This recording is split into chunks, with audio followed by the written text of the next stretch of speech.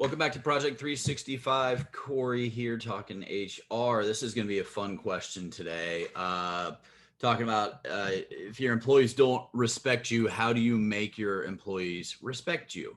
The answer is with an iron fist. No, that isn't it at all. Um, and if that is your answer, you're never going to get anybody to respect you. There's definitely a certain degree of authority that you need, but you also need to be a reasonable human being. And you need to lead by example is my number one piece of advice, and that is don't act like you're anything that you aren't.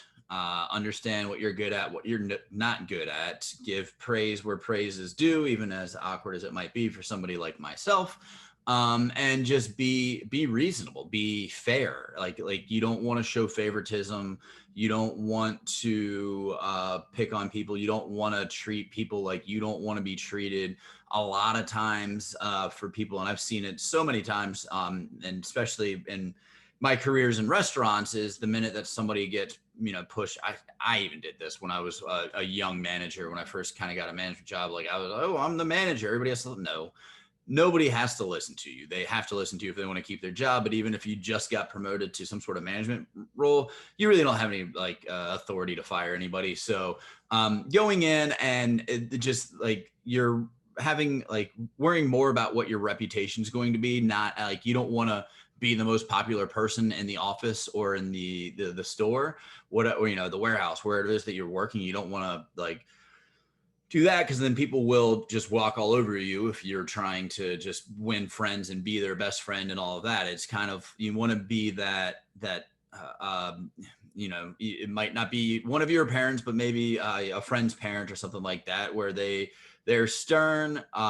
They commanded respect not because they were bigger or smarter than you, but because they were fair. They had rules. They made you obey the rules, but they also, you still had fun on the side and all of that. So there's a balance. And if you have lost respect for your employees, it is hard to get it back. So they're always there's probably going to be a little like a sour taste in their mouth. There's going to be some resentment, whatever it is. Not to say that you can't get it back, but don't go in and just start telling people they have to do what you're telling them to do, because you're the boss. Like, people will do what you tell them to do, regardless if you're the boss or not. So leadership is definitely one of those things that a lot of people are born with. Most people have to learn those skills as they go.